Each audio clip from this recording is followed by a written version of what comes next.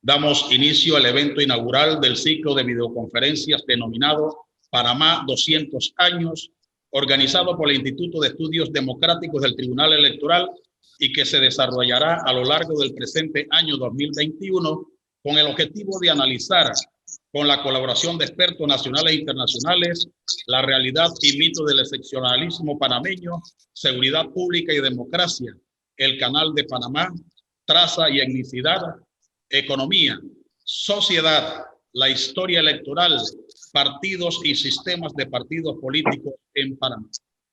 Antes de presentarles de manera formal a nuestro especialista invitado, solicitamos al magíster Carlos Horacio Díaz, su director ejecutivo del Instituto de Estudios Democráticos del Tribunal Electoral, que nos dé el mensaje institucional de apertura del ciclo de videoconferencias Panamá 200 años en conmemoración del bicentenario de la independencia de Panamá de España.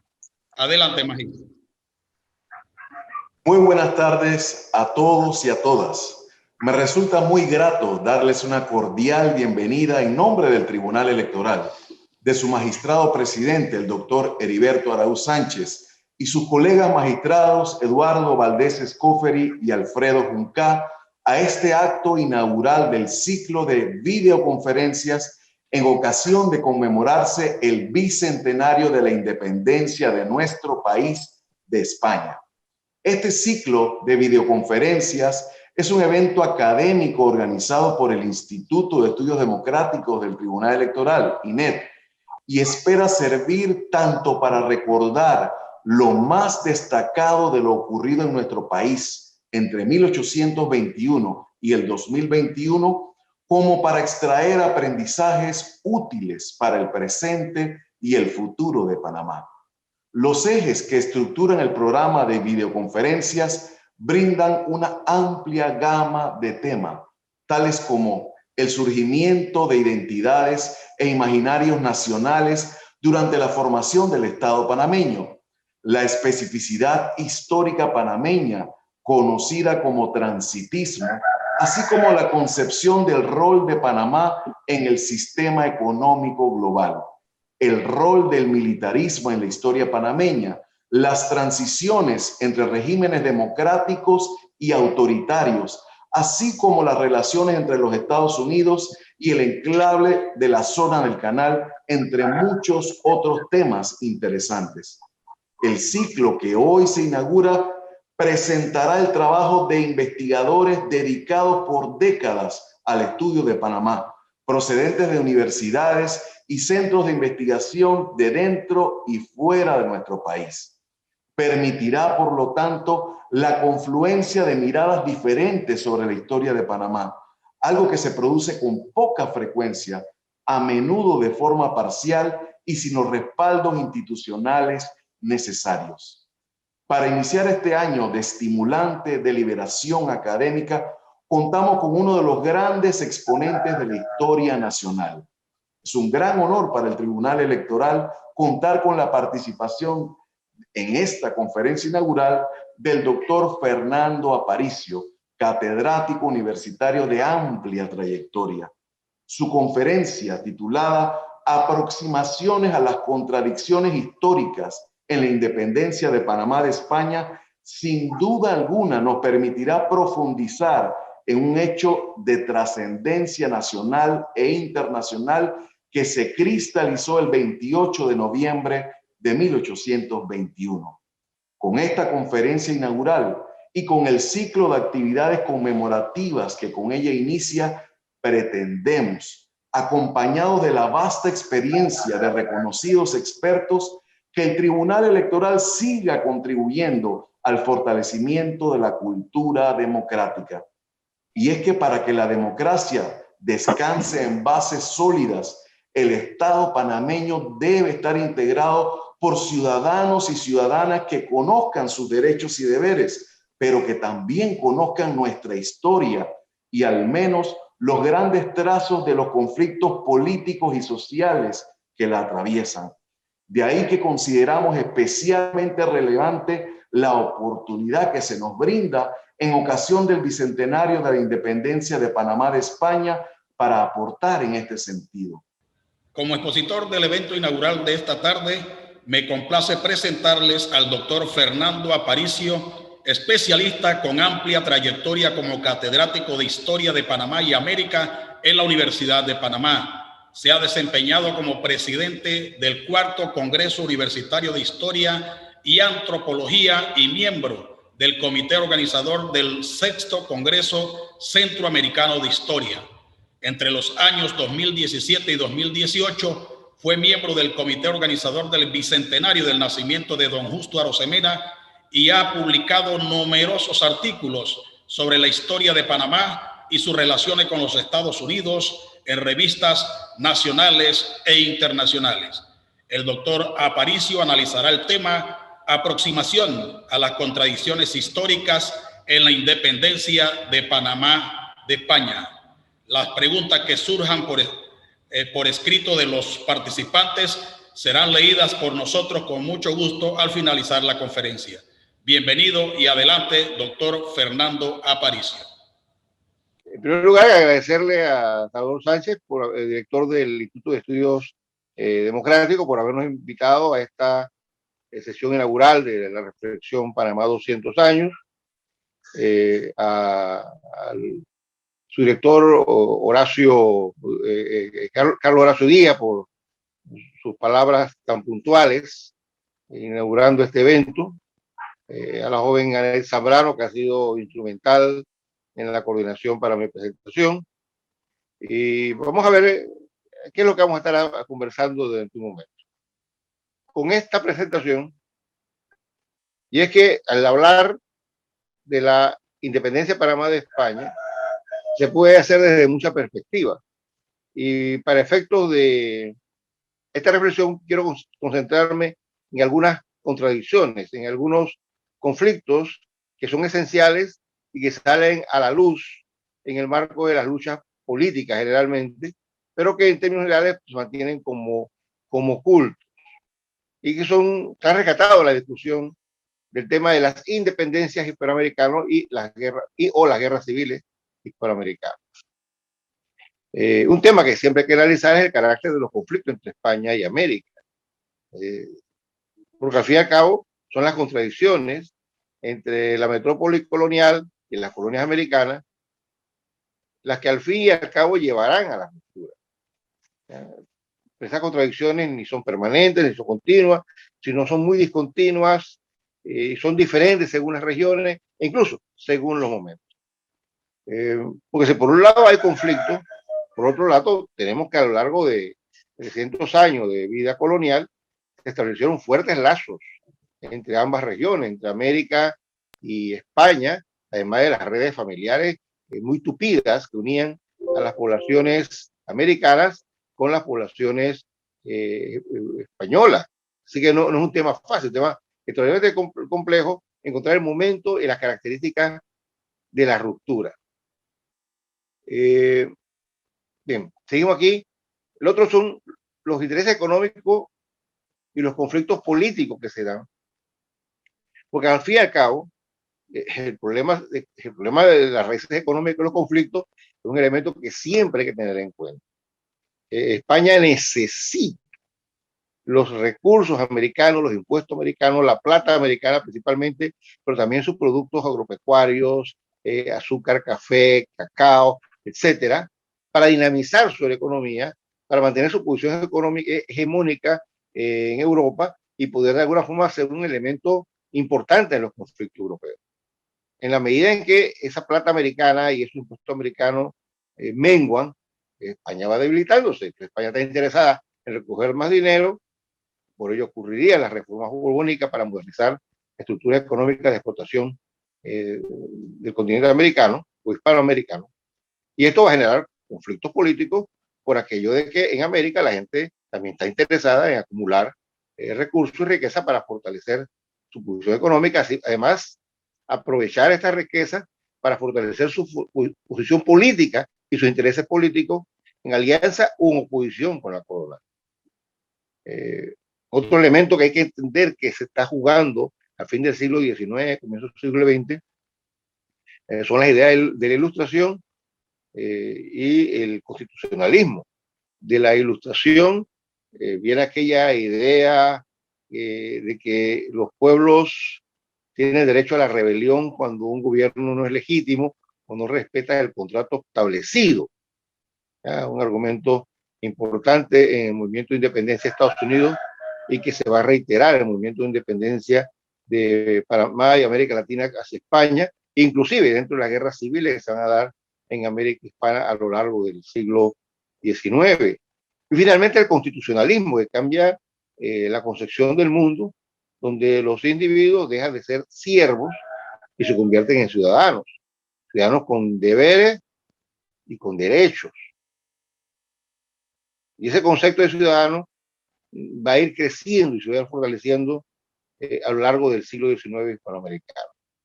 Y finalmente, nada más para mencionar, un tema que se puede discutir es la inevitabilidad de la independencia. Es decir, dadas todas estas condiciones, era inevitable que América Hispana se independizara.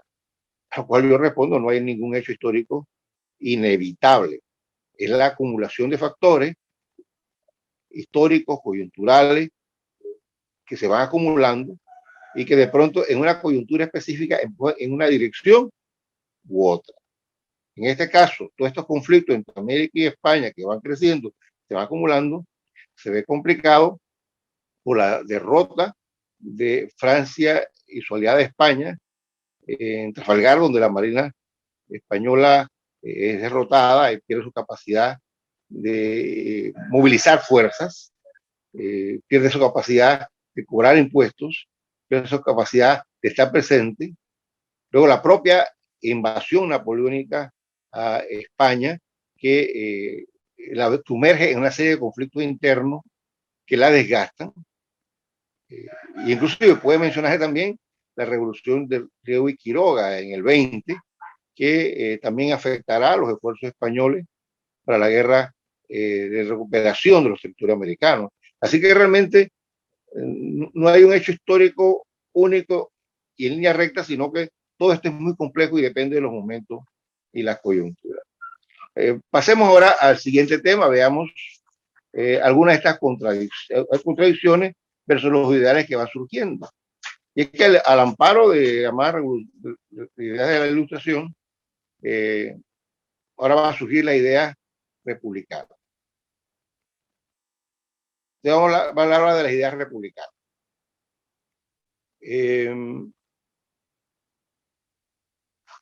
La siguiente, por favor, idea republicana, la siguiente.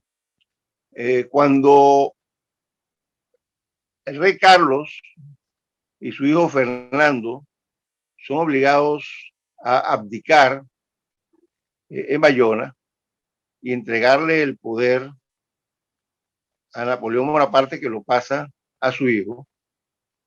Aquí España y América quedarán sometidos en un conflicto. Por favor, Anel, la siguiente.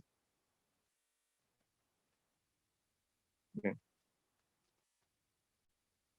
Ese conflicto era el que lo colocaba a América en una posición un poco complicada.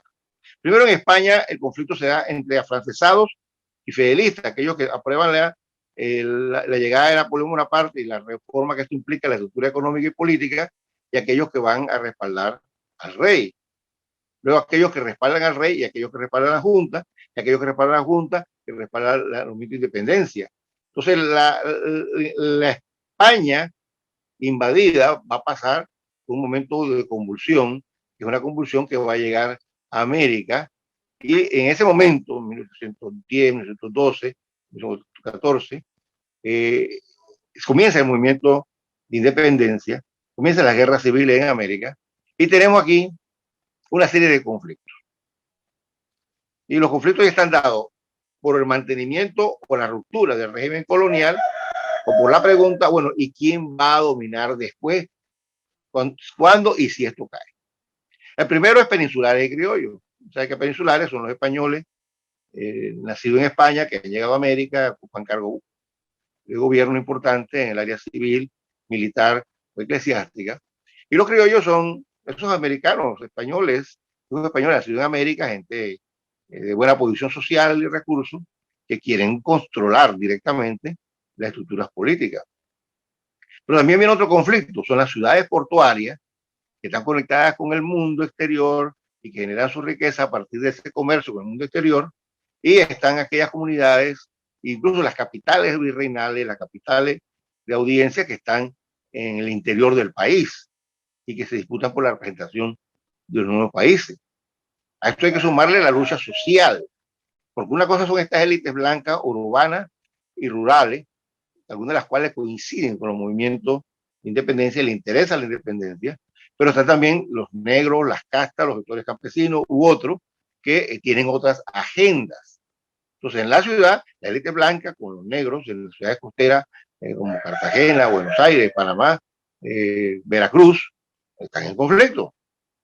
En el interior, el conflicto se va a dar entre aquellos sectores que se han enriquecido a base de apropiarse de las tierras y someter la población campesina a situaciones casi de servilismo feudal, versus los campesinos libres que resisten el dominio de estas élites feudalizantes.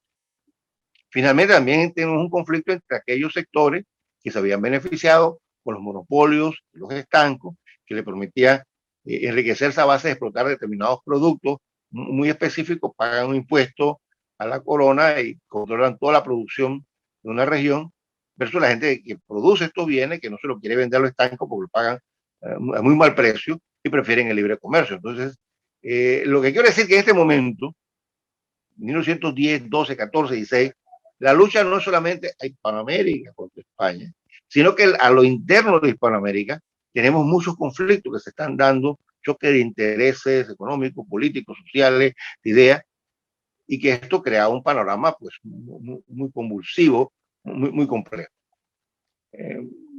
Vamos a ver ahora algunos de estos conflictos, el conflicto entre las ciudades en conflicto. Este tema de las ciudades en conflicto, que sería el siguiente al cual me quiero referir, es importante porque una forma de aproximarse a entender la lucha de independencia en Hispanoamérica y Panamá es ver el conflicto entre las ciudades. Por favor, Anet, el siguiente.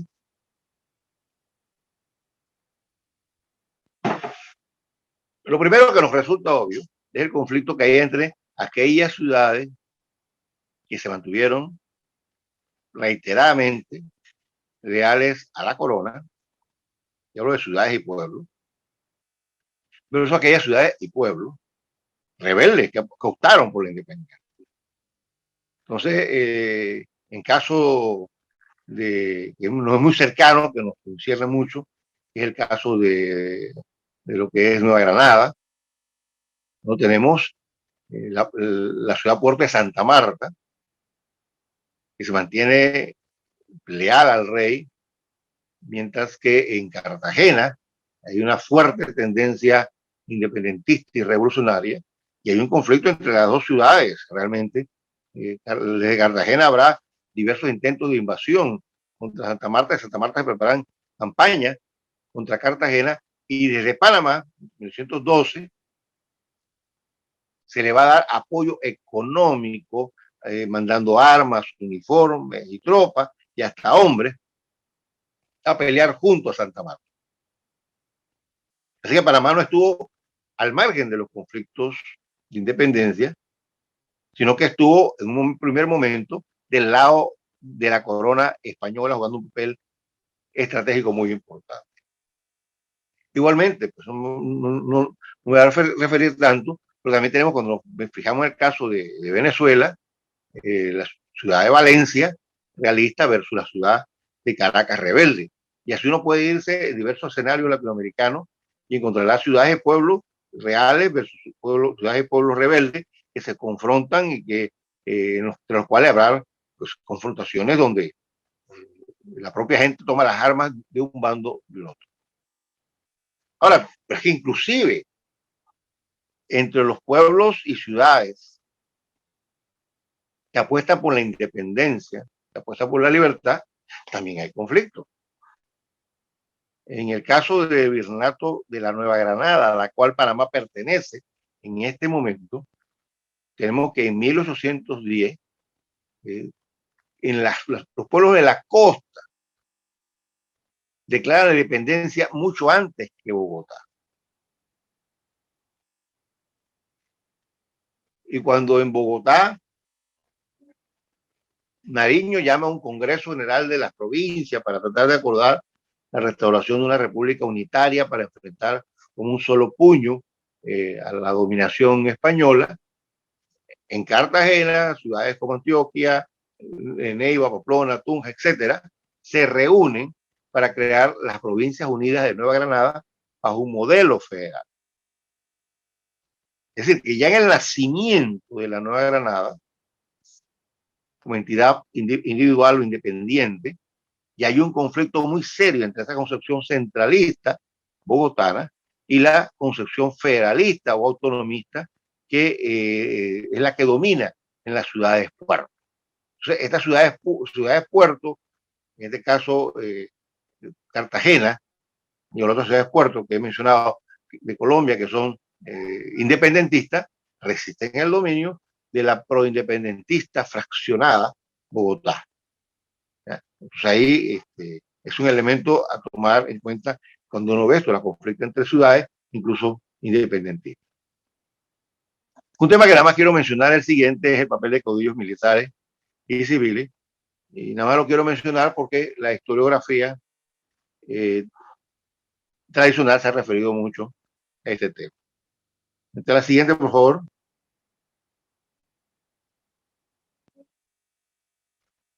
Y es que durante la lucha de independencia, caudillos, y cuando digo caudillos porque son dirigentes militares que surgen en medio de la lucha y obtienen esos grados militares en medio de la guerra, no es que sean militares profesionales, muchos de ellos, algunos sí, pero otros no, se enfrentan contra la corona española y colaboran en un momento dado. Entonces, quizá el caso más conocido es José Antonio Páez y Simón Bolívar luchando por la independencia de lo que hoy es Venezuela y luego la independencia de lo que hoy es la República de Colombia, uniendo fuerza, logrando derrotar a las tropas españolas, no solamente en estos dos territorios, sino en Quito y en Perú, y que luego encontramos a Páez dirigiendo la independencia de Venezuela, que se quiere separar de la República de Colombia creada por Bolívar. Así que incluso aliados militares que han coincidido en el campo de batalla, una vez pasados los conflictos, pueden, y efectivamente lo hacen, aspiran a dirigir proyectos nacionales fragmentarios y no unitarios. Y bien más conocido, para el caso de la historia de Colombia, el conflicto entre Santander y Bolívar, aliados en un primer momento, en términos a la tarea de organizar esa República de Colombia, que uniría a Venezuela, a lo que es República de Colombia, Ecuador, que integraría Panamá, que en un momento dado son aliados, pero después de 1926, incluso quizás desde el 24, se comienza a separar cada vez más uno de otro, al punto de que al final termina siendo figuras antagónicas con respecto a proyectos políticos y sociales distintos.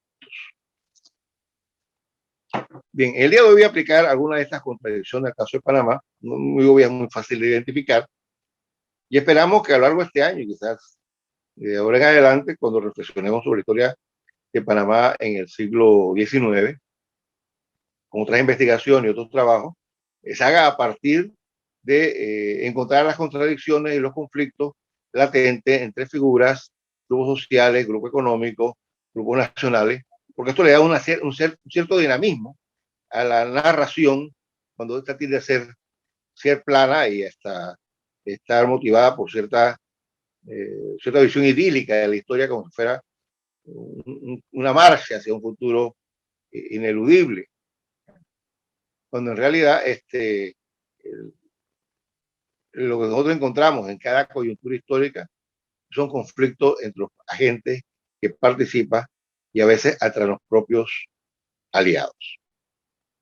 Entonces, eso es lo que vamos a tomar, algunas de estas reflexiones y llevarlas al caso de Panamá. Comencemos por un primer conflicto. que es el papel que juega la élite rural realista en Panamá. Pasaríamos a la siguiente, por favor. Bien. Lo primero que hay que entender es que el siglo XVIII panameño, debido a que se eliminan las ferias de Portobelo, la economía de tránsito formal y legal decae. Se sigue la economía de contrabando, se sigue un poco el tráfico de esclavos.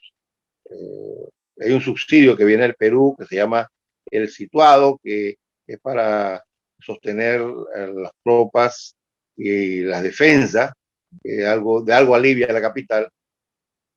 Pero esto hace que en la segunda mitad del siglo XVIII, alguna gente urbana emigra hacia afuera, a otros lugares con una economía más próspera, de ahí que alguna gente llegue a Lima, al Cusco, a Quito, y otros vayan hasta el distante puerto de San Blas, en la costa del Pacífico mexicano, y otros vayan a las costas de Veracruz o del Caribe. Pero esta migración, pero otro grupo emigró al interior.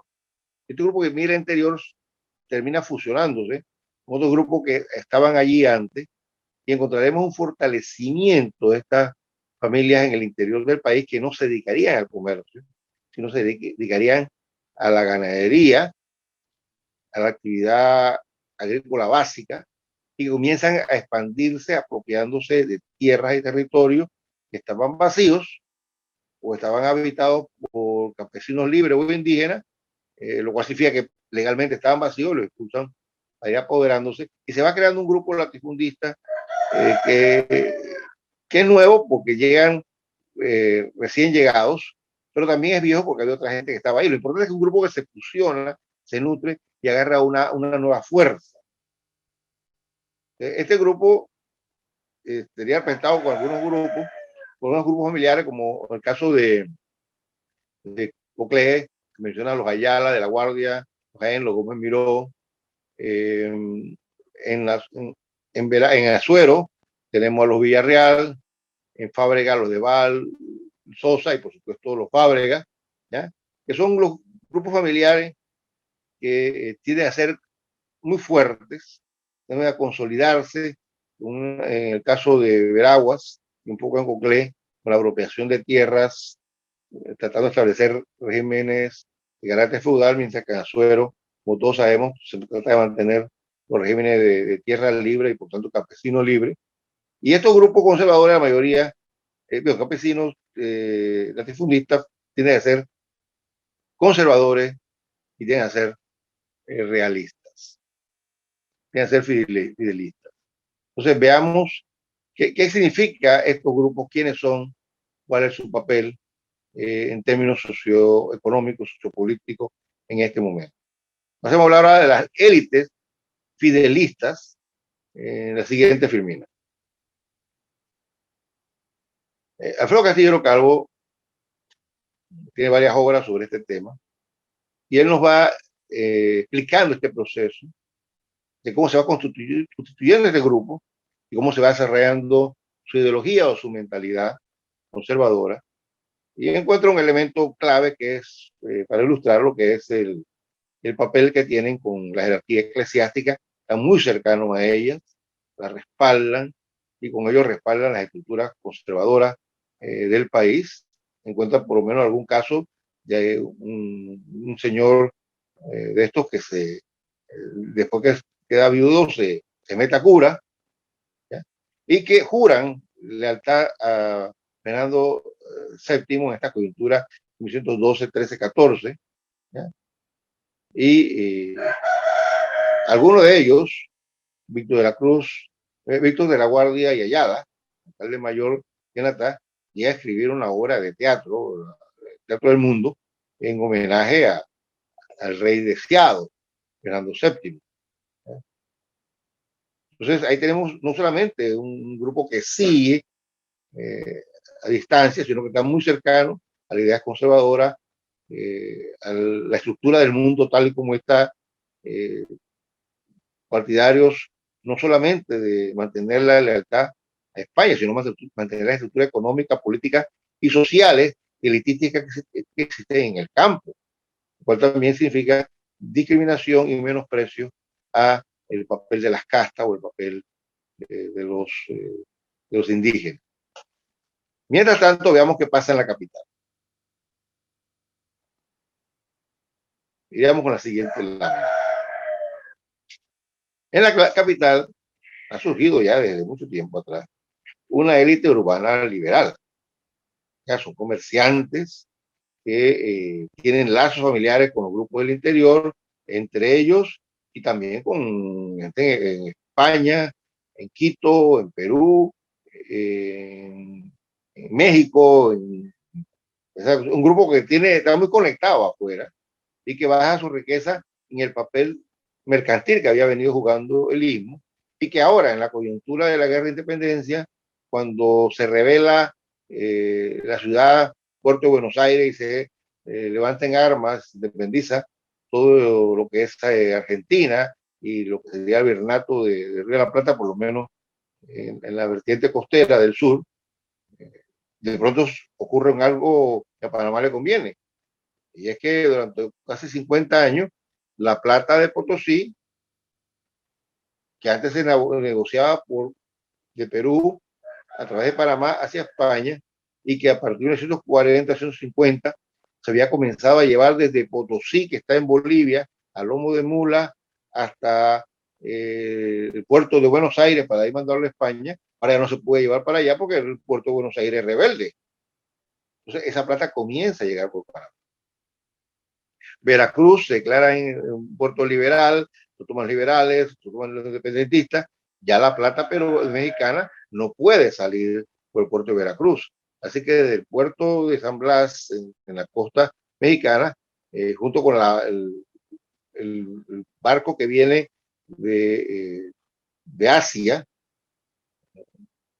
que sería que viene de las Filipinas y que trae mercancía de China, el lado de las Filipinas, ese barco, incluso su mercancía que va dirigida a España, tiene que venir esos dos convoyes a Panamá y de Panamá llevarlo entonces a España. Así que momentáneamente Panamá, de 1910, 12 hasta el 18 tal vez, uno puede estirarlo quizás hasta el 19, de disfrutar de un periodo de auge importante. Y durante ese periodo no es que las ideas independentistas no existan, no es que no haya gente interesada en el proyecto liberal, creo que la élite es liberal, la élite se ha prestado a ese liberalismo, respaldando la Constitución de Cádiz. Tenemos delegados desde 1912 en la Constitución de Cádiz, y cuando se reinstaura en 1920, aquí se juramenta la Constitución de Cádiz nuevamente. Así que tenemos un grupo liberal que está respaldando a España en función del auge económico que ha permitido la coyuntura, pero también este grupo tiene un pie puesto en los proyectos independentistas y en 1920 comienza a crear dentro de la ciudad de Panamá, en Portobelo, en el área del Arrabal y en el interior del país, círculos patrióticos. Y los círculos patrióticos es para que impulsen la idea del republicanismo, la idea del tránsito y por supuesto la idea de la independencia. Vamos a hablar ahora de los círculos patrióticos. La siguiente, por favor. Nos explica Mariano Rosemena, que tiene 2 trabajos sobre este tema, que es uno de los pros de la independencia, tiene su apuntamiento histórico, que es la obra más conocida, y tiene un trabajo sobre la independencia que publica hace 1960. Entonces, él habla de que cuando se creó la Constitución de Cádiz, Panamá la apoyó, tuvo muy entusiasmada, pero luego Fernando VII, cuando regresa, la desconoce y establece una monarquía absolutista, cuando la Constitución de Cádiz lo que planteaba era una monarquía constitucional, reconociendo el derecho a participación en las juntas a los pueblos americanos. En 1920, cuando se está preparando una gran flota para venir a pelear a América, para intentar recuperar los territorios independentistas, ocurre una revolución liberal, la de Río de Quiroga, y se vuelve a establecer la Constitución de Cádiz, para más seguramente, y se aprovecha ese tiempo, ese momento, esa coyuntura, y nuevamente la coyuntura, de liberalismo, de republicanismo, para volver a formar ahora círculos que son republicanos, pero también se aprovecha para difundir las ideas independentistas y organizar grupos para que respalden ese movimiento independentista, tanto en la capital como en el interior. Veamos un momento la composición de estos grupos, los círculos patrióticos en el país. La siguiente, por favor.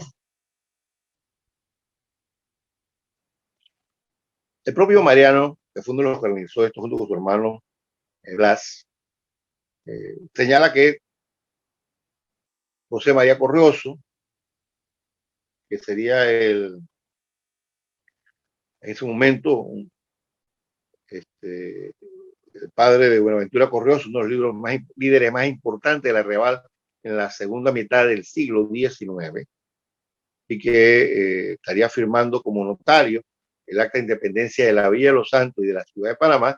Era uno de los agentes que se tenía en la villa, junto a José María Escala y Juan Iturralde. En Penomé menciona a Eduardo de la Guardia, en David a Lorenzo Gallego, en La Chorrera menciona a un mulato, José Joaquín Meléndez, y en Portobelo menciona por lo menos un par, Antonio Ayarza, aunque sabemos que la familia Ayarza en general, que es una familia muy, muy importante de mulatos, que había tenido incluso había podido obtener una gracia a sacar para poder estudiar, obtener el título de bachiller, había jugado un papel importante en estos círculos y en la independencia. ¿De quién no pertenecen a estos círculos patrióticos?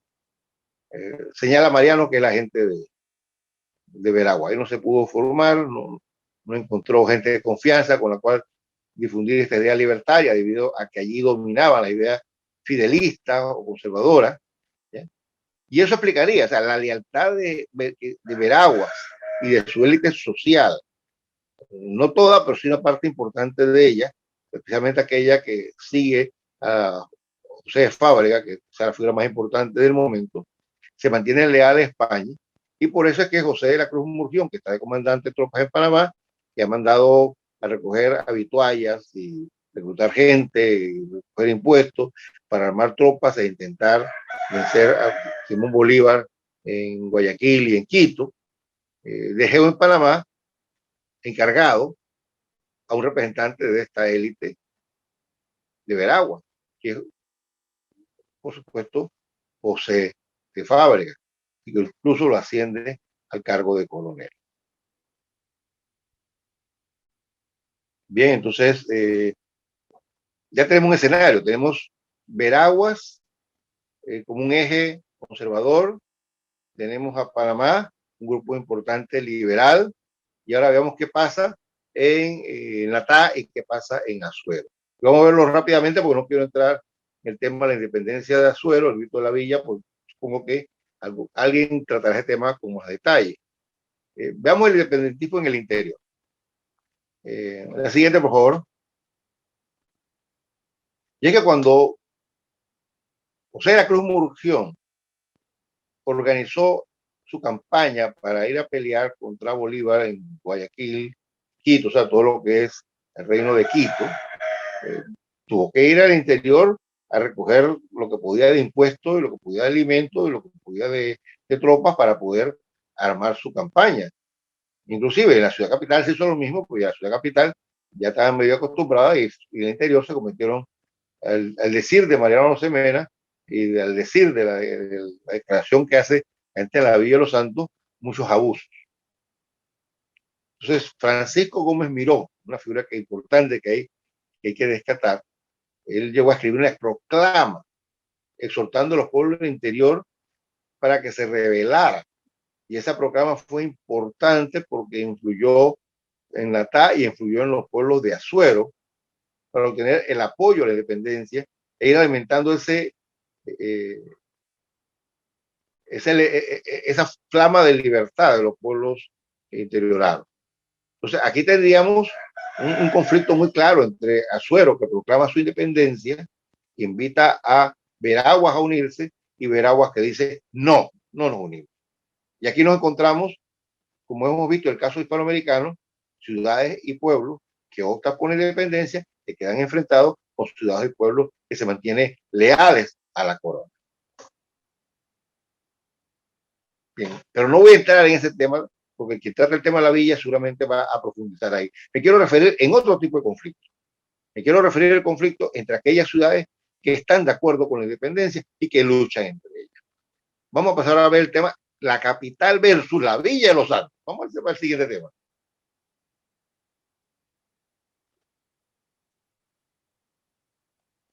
En sus apuntamientos históricos, que al fin y al cabo se cuela en los primeros libros de texto y que domina allí casi por 50 años de historia, Mariano Semena, que es la única persona que escribe sobre los acontecimientos, en ese momento, único testigo, califica el movimiento de la villa de novicio y que el acta de independencia es irregular y deficiente.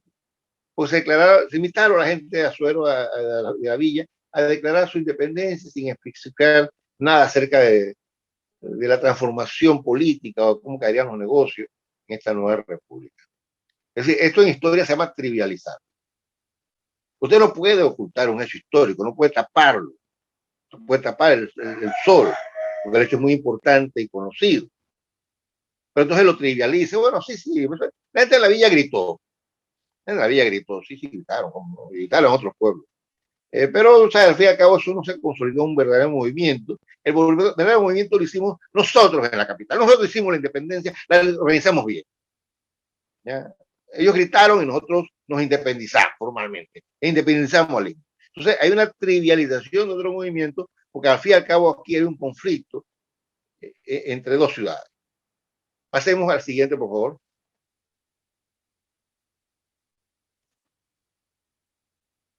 ¿Por qué trivializar? Primero es que, a pesar de los círculos ismeños que se había creado, no solamente para dirigir los movimientos de independencia, sino para canalizarlo y controlarlo, la gente de la villa sin control, se fueron por el libre. Es decir, se adelantaron. Y ya no solo se adelantaron, sino ahora amenazaban el control político que la gente pretendían ejercer sobre todo el Istmo. ¿Ya? Ahora tenía un problema.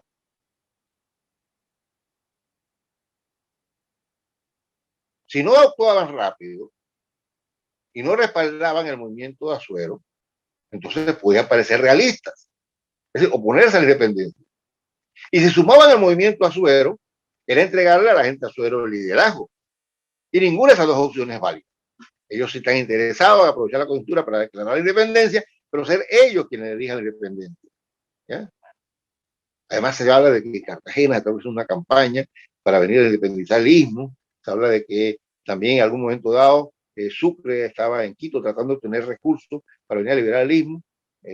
Son esfuerzos que están ahí, pero también hay que señalar que son esfuerzos que necesitaban dinero y en ese momento no hubo dinero para esas campañas, pero se contaba con eso. O sea, tampoco se puede permitir que venga un grupo de afuera directamente y fuerza invasora e independiza a Panamá, porque entonces ese grupo es el que va a dirigir Panamá y la gente aquí en Panamá, la élite no va a dirigir nada. Entonces lo que estamos hablando aquí es quién va a representar al Istmo independiente. Pasamos a la siguiente. En la miscelánea del Istmo, número 37, del 25 de noviembre 21, se habla de una Junta General de los Cabildos. Eso se llamó en Panamá y se hace el 20 de noviembre, 10 días después del movimiento de la villa, porque la gente de Panamá tiene que hacer algo. Entonces se reúne el Cabildo Eclesiástico, Cabildo Civil, los representantes de las diputaciones, toda la gente que tiene importancia, porque ¿qué hacemos? Caramba, no podemos permitir que nosotros perdamos el liderazgo en el Istmo. Entonces, esa miscelánea nos transmite esa gran preocupación que hay en Panamá por lo que acaba de ocurrir y bueno, ¿qué hacemos nosotros ahora? Y vamos con la siguiente. ¿Qué hace el Cabildo de Panamá? El Cabildo de Panamá, según la miscelánea, lo declaran ellos, el Cabildo de Panamá había enviado, envió a 2 emisarios a Suero para decirles de las tablas, bueno, calmen el movimiento, esperen, vengan a una reunión que vamos a hacer nosotros acá el 20 de diciembre, pero la gente de Azuero ratificó su movimiento y le invitó a Panamá a que se sumara al movimiento de la villa. Entonces Panamá dijo, no vamos a sumar al movimiento de la villa. Lo que vamos a hacer es que vamos a hacer una reunión aquí el 20 de diciembre, ustedes no hagan nada, y ven y manden su representante a la reunión acá el 20 de diciembre, porque si no, mire esta frase, si nos reunimos y conversamos, vamos a evitar la efusión de sangre de los que mira igualmente como súbditos y hermanos. Aquí hay una amenaza. Pare su movimiento, tranquilícenlo, manden su legado el 20 de diciembre, porque si no, nosotros actuaremos y mire que no vamos a actuar muy pacíficamente. Hay una amenaza aquí. Hay una amenaza aquí. A pesar de que son 2 ciudades independentistas. Finalmente, veamos qué ocurre. La siguiente. Tenemos 2 ciudades, ambas le han escrito a Santander, ambas le han escrito a Bolívar, informándole de que están dirigiendo un movimiento de independencia. Porque Panamá, a pesar que le dice a la villa, no, mira, espérate hasta el 20 de diciembre, a la reunión a ver qué hacemos. En realidad la gente de Panamá el 28 de diciembre declararon independientes y se declararon unidos a Colombia y mandaron su carta diciendo a Bolívar y a Santander, nosotros representamos a la nueva república. Y Santiago, que se había opuesto al movimiento, aquí lo respalda 3 días después. Claro, porque ahora su figura política más representativa, José Fábrega, es el que está dirigiendo este movimiento. Entonces, que darse cuenta que este es un elemento importante en la escenografía del momento, porque tenemos 2 ciudades peleando por la representación y la capital tratando de menospreciar el papel de la villa. Bien, finalmente quiero mencionar otra contradicción, que es el papel del arrabal santanero. Vamos a la siguiente. ¿Cuál es el arrabal santanero? La ciudad de Panamá tiene 2 barrios. El barrio de San Felipe, amurallado, donde están las autoridades civiles, eclesiásticas, religiosas y las familias de la élite, y afuera está el arrabal compuesto por negros y mulatos libres, blancos pobres, artesanos, etcétera, y la mayoría de la población está afuera, no adentro. Afuera vive más gente que adentro. Entonces, sabemos por apuntamiento histórico, nos declara Mariano, que se habían hecho esfuerzos entre los dirigentes, los maestros de obra, de los artesanos, para que la gente del arrabal respaldara el movimiento, y para eso se hicieron círculos, o sea, para que ellos se sumen al movimiento y sumen a sus discípulos y sumen a la gente que ellos puedan, para que respalden el movimiento. Entonces es una forma de invitar al pueblo a que participe, pero controlado con nuestra representación. Una mención rápida que se hace en los apuntamientos. Sin embargo, el arrabal tendría una importancia de esta coyuntura que muchas veces se ignora. Es así, se ignora. Se trata de no mencionar, no resaltar. Mientras que la de la villa se trivializa. Entonces veamos cuál fue. Vamos a la siguiente lámina. Bien. Nos narra Aguilera, Rodolfo Aguilera, que Juan Pío Victoria, que es el capitán de milicia, artesano y un hijo del pueblo, aparece entre los firmantes del acta de independencia del 28 de noviembre, la única persona del pueblo que firma el acta, que no es autoridad política, militar, ni miembro de la élite. ¿Y por qué lo firma? Bueno, primero porque es dirigente de las milicias, pero también por el papel que jugó.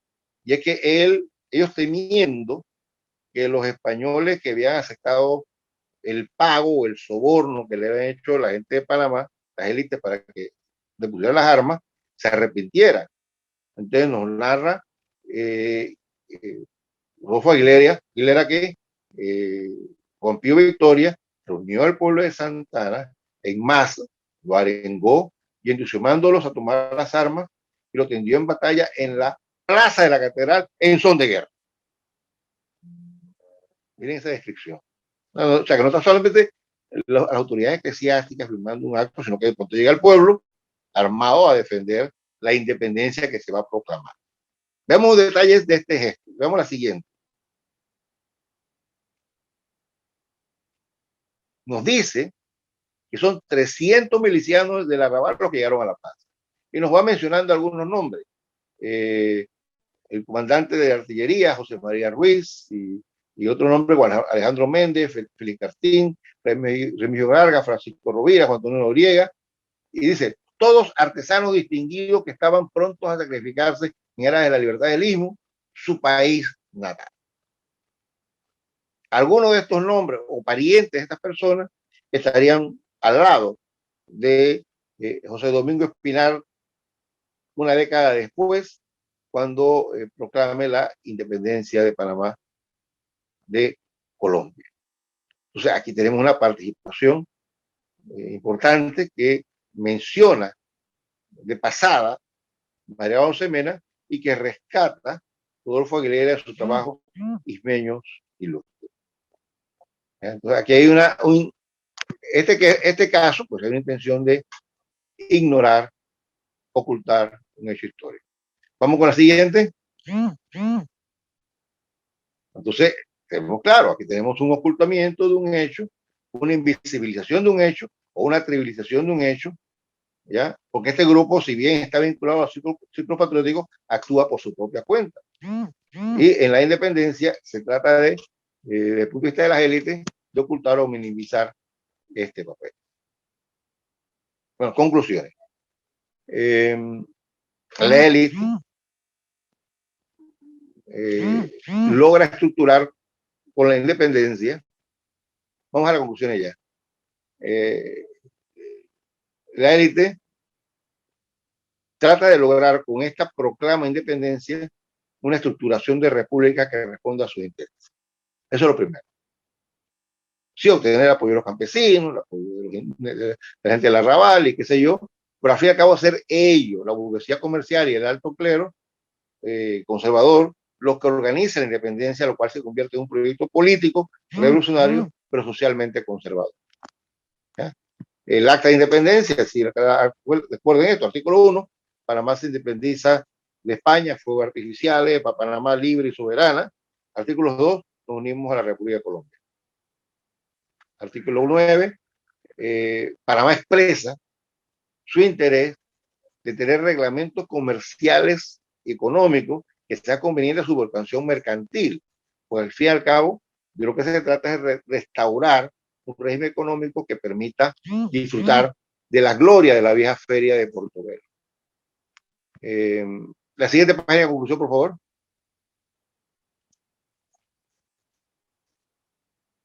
Pero esta propia independencia y este propio hecho revela las dos contradicciones. La primera contradicción es entre esta élite urbana que quiere representar al istmo frente a la República de Colombia, que estamos hablando de una república multinacional en la cual estarían involucradas hoy la República de Venezuela, Colombia, Ecuador y Panamá,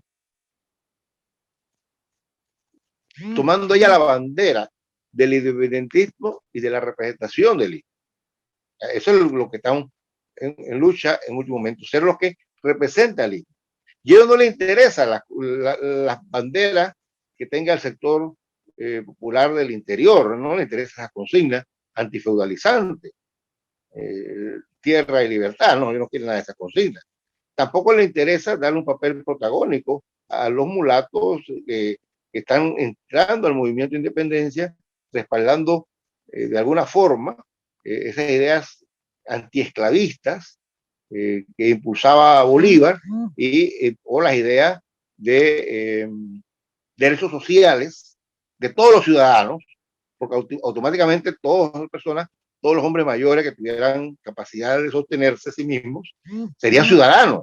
Entonces, a ellos no les interesa eso, lo que interesa es eso, vamos a hacer la independencia y lo que vamos a presentar aquí es un proyecto político, un proyecto de país, no país no como lo entendemos hoy, sino como entendía en aquella época, área donde uno nace, territorio que uno nace, y ese proyecto es un proyecto mercantil, anciatista, librecambista, que convierta a Panamá en una zona de tránsito que permita de alguna forma lograr volver a disfrutar de la Feria de Portobelo y se cumpla el destino de Panamá. Entonces, este es su proyecto, no necesariamente el proyecto de la gente del interior ni del arrabal. Muchas gracias por su paciencia. Doctor, tenemos 2 preguntas de participantes en el evento que podrían resumirse en una sola. Y dicen, ¿por qué Panamá, luego de obtener su independencia de España, decidió unirse voluntariamente a la Gran Colombia? Y si esa unión voluntaria cambió para bien o para mal la situación en el Istmo de Panamá. Bueno, lo primero que hay que entender es que durante el periodo de estos años, 1912, 14, 16, 18, hasta el 20, hasta el 21, Panamá es una fuerte plaza militar. Para España esto es esencial porque le permite el contacto directo con Quito y con Perú y sus posesiones en el Pacífico. Perder a Panamá significa complicarse la vida. Ahora, ¿cómo nos comunicamos con esos territorios? Entonces, declararse independiente implica de una vez tener capacidad de defender esa independencia y es lo que Panamá no está en condiciones de hacer. En este caso, se une un proyecto multinacional, tiene el apoyo de las fuerzas revolucionarias que representan la República de Colombia, lo que algunos historiadores llamaron la Gran Colombia, pero históricamente es la República de Colombia, y que además es un proyecto donde se inspira en la Carta de Jamaica, aquello que Panamá sería la sede de un augusto congreso americano, que impulsaría el libre comercio, la Unión Americana, y Panamá tendría un papel importante en esta reestructuración. O sea que el apoyo a Bolívar, por un lado, sí, el apoyo militar que puede ofrecer la Gran Colombia, pero también hay que tener muy en cuenta el hecho de que Panamá está uniéndose no a la Colombia de hoy, sino a la República de Colombia multinacional, que es un proyecto de gran escala que le podría dar beneficios importantes al IVA. El resultado de eso, bueno, es como, bueno, ¿cómo nos fue en la fiesta? Al fin y al cabo, algunos dirían que no fue mal, otros dirían, bueno, no nos fue tan mal, y algunos dirían que no fue bien. Eso va a depender de cómo lo veamos, pero lo cierto era que las condiciones militares no las teníamos para poder defendernos en caso de que España hiciese una campaña abierta contra Panamá. No teníamos esa capacidad militar, ni Bolívar hubiese arriesgado de dejar a Panamá sola, sin protección, justamente porque él la necesita y efectivamente la usó para lanzar la campaña contra Quito y Perú. Entonces, el papel militar estratégico de Panamá es clave en el momento. Muchísimas gracias, doctor. Damas y caballeros, de esta forma damos por culminada la magistral conferencia del doctor Fernando Aparicio. El INET le agradece a todas y todos por su participación en este evento académico. Les informamos que cada una de las videoconferencias que se presenten estarán disponibles en el canal de YouTube del INET para consulta de los interesados. Buenas tardes y que pasen un excelente fin de semana.